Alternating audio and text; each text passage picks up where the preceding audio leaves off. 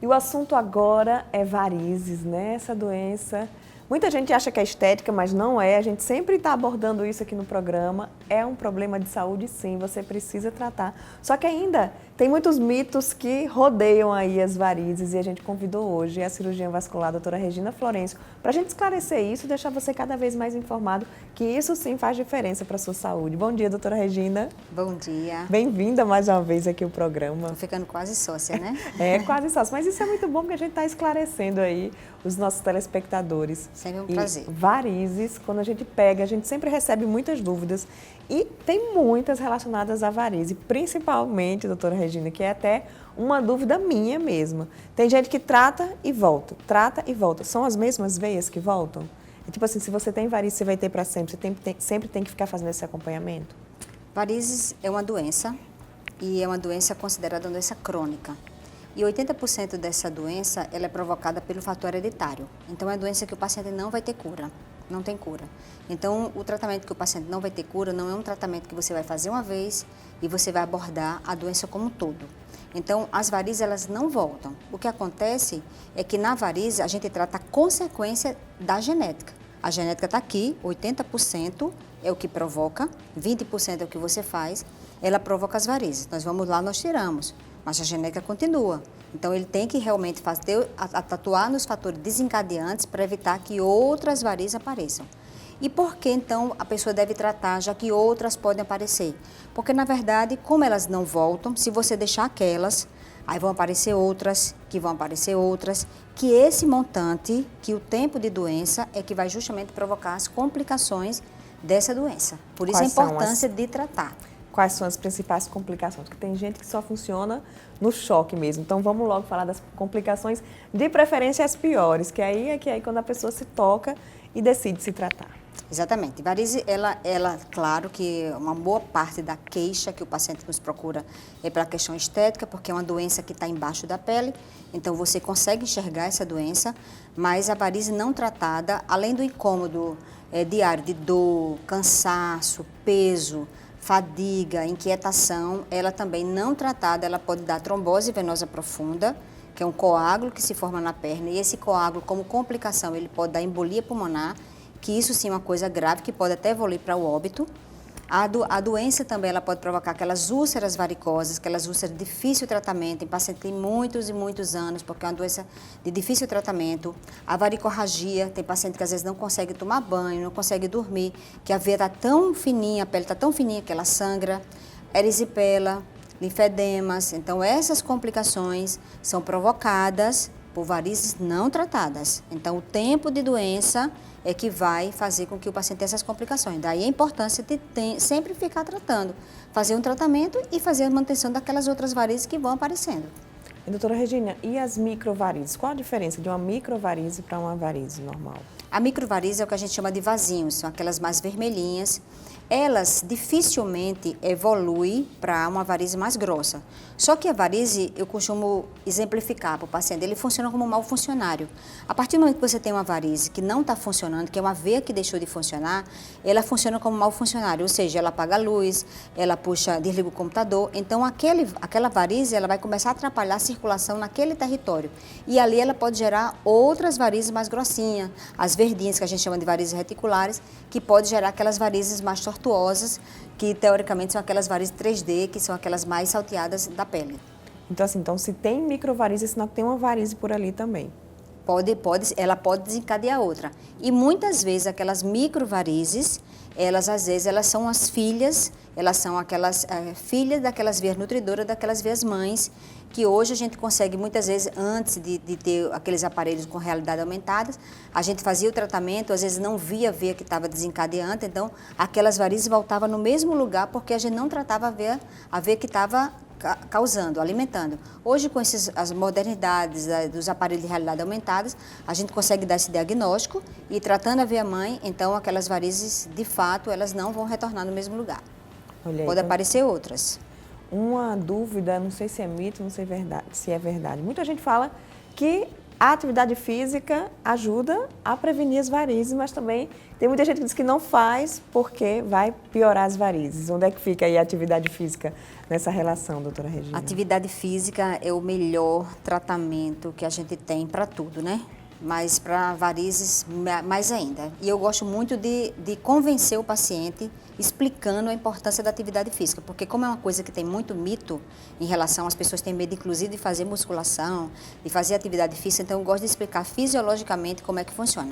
A função da veia é trazer o sangue de baixo para cima. O sangue sai do coração, bombeia, desce pela artéria e na hora de voltar, quem traz de volta é a veia. Então a veia já sai em desvantagem em relação à artéria porque ela tem que vencer uma gravidade. Então, o que acontece? Então, a gente precisa de alguma coisa que impulsione, que empurre. Nós temos dois mecanismos centrais, que é o coração e o pulmão, que no que você respira, no que o coração bate, ele puxa, mas nós temos os mecanismos periféricos, que são as bombas. No que você anda, a face plantar e a panturrilha, que é o coração periférico, ela ajuda a esse sangue a voltar. Na hora que você faz uma atividade física, você está trabalhando essas bombas periféricas. Então, você está ajudando o sangue a subir. Então, ele melhora, uma caminhada já ajuda. A musculação, ela melhora por quê? Porque não adianta você fazer esse trabalho se você não tem bomba. Então, quem desenvolve a musculatura? A musculação. Só que a musculação é diferente do halterofilismo, é diferente do fisiculturismo. Essas atividades com muito peso, então ela realmente pode provocar, porque no que você faz muito peso, você aumenta muito a pressão do abdômen e você dificulta o retorno venoso.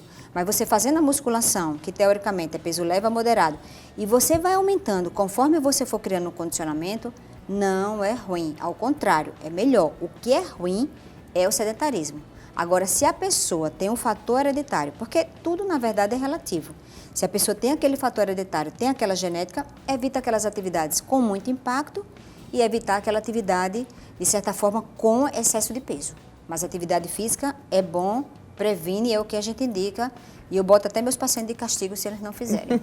A corrida é uma atividade de impacto ou é indicado? A corrida é uma atividade de impacto, mas assim, você preparando, fazendo a musculação, não pode a pessoa que não tem um condicionamento começar a correr. Para as pessoas que têm aquela predisposição a ter a varize, que tem uma genética muito importante, é melhor correr do que ter vida sedentária. Mas se puder correr, por exemplo, com a meia de compressão, apesar de não ter estudo científico comprovando que a meia vai evitar na corrida, mas na prática a gente vê que os pacientes melhoram muito e evitam a formação de varizes usando as meias de compressão, mas as meias para impacto. É uma meia apropriada para isso. Apropriada para isso. Aquelas meias não é modismo. Ela, na verdade, não é modismo. Ela é prescrita pelo médico, claro, que muita gente usa como moda, porque acha bonito, acha estiloso, mas, na verdade, muitas das pessoas que estão usando é porque realmente tem indicação. Doutora Regina, eu vejo muitos atletas, eu corro, né? Eu vejo muitos atletas que não usam a meia completa. Usa só aquela, tipo uma caneleira que começa aqui no tornozelo e termina antes do joelho. Ajuda ou não essa? Ajuda, mas normalmente aquelas indicações devem ser mais para a canelite. A canelite, que tem hernias musculares, né? Porque o retorno mesmo do sangue, ele começa a partir do pé. A primeira bomba é a bomba do pé. Então, o ideal é que a meia começasse, deixasse os dedinhos de fora e começasse a partir do pé. Mas, assim, existem umas meias de compressão que são usadas para outras indicações. Certo. Quem trabalha o dia inteiro também deve usar a meia de compressão? Agora, sem falar da corrida? Não, a meia de compressão é uma meia que a gente passa do ponto de vista, muitos pacientes usam assim, doutor, ontem eu senti dor, eu coloquei meia. E assim, sempre vem o carão da minha parte, né? A meia não é tratamento, a meia é mais prevenção. Ela faz parte do tratamento a partir do momento que você está com a circulação compensada.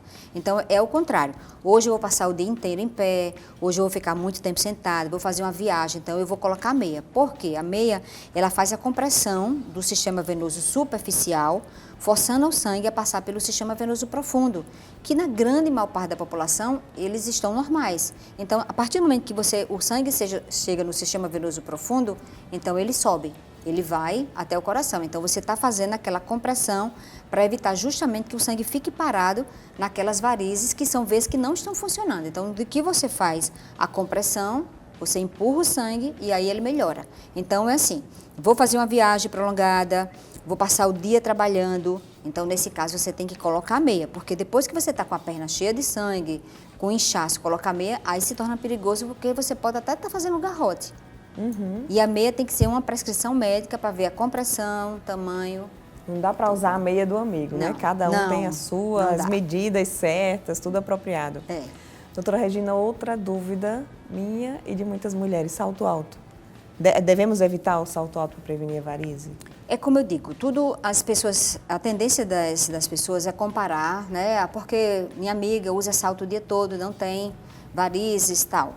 A gente não devia comparar porque é uma doença que está relacionada à genética. Então, assim, cada um tem a sua genética. Tem pessoas que não fazem dieta e não engordam. Tem outras que comem folha e engordam, porque é a genética da pessoa.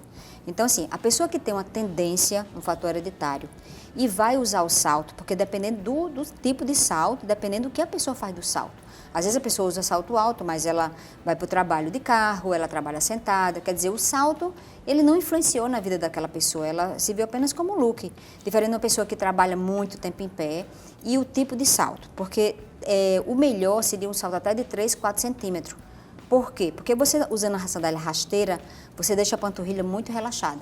Voltando que a panturrilha é o coração periférico, então você não consegue a compressão adequada. Quando você usa o salto muito alto, a panturrilha ela fica bem delineada, mas em compensação ela não faz a bomba, porque ela já está toda contraída. Então o ideal é um salto de 3, 4 centímetros, para deixar a panturrilha semi-contraída, para quando você andar, ela impulsionar. Então o saltinho. Se o paciente gosta de um salto mais alto, que ele tenha a plataforma na frente, para poder compensar. Porque aí compensando a plataforma com a parte de trás, vai dar um salto de 3, 4 centímetros, que é ótimo. Agora, se a pessoa for ficar muito tempo, andar muito, esse não é que ele vai dar varize, mas ele vai piorar a sintomatologia, porque ele colabora para a bomba da panturrilha não funcionar. São tantas coisas. Tem mais algum erro aí, mais algum mito que a senhora escuta muito nos... Subir escada. Subir escada da varize? Subir escada. O paciente sempre pergunta, doutora, subir escada. Subir escada é um exercício físico, né, excelente, trabalha a musculatura, perfeito. Descer a escada que é ruim, né? O problema é que muitas vezes as pessoas, elas moram em andares altos, tem que subir e descer. Porque, na verdade, o ideal era a pessoa subir e descer do elevador. Porque o impacto que é ruim, né? Com o fato de você descer, e geralmente quando a gente, não sei se é aquela coisa, quando a gente está descendo, sempre está com pressa. Então, o descer é ruim para a articulação e também para a circulação, porque ela vai, de certa forma, o impacto ele vai piorando essa questão das válvulas. Então, a subida ajuda e a descida atrapalha. Por isso que na academia, o exercício subir escada só tem a subida. Só tem a subida, não tem a descida. Não tem a descida. Pois é. Doutora Regina, infelizmente nosso tempo é curtinho aqui, né? Mas acho que deu para esclarecer muita coisa. Claro. Seja sempre bem-vinda. Vamos Obrigada. logo pensar no próximo tema, que aí você já volta. Obrigada mais uma vez. Obrigada. E a gente vai para um rápido intervalo, não saia daí, já já tem mais Viver Bem.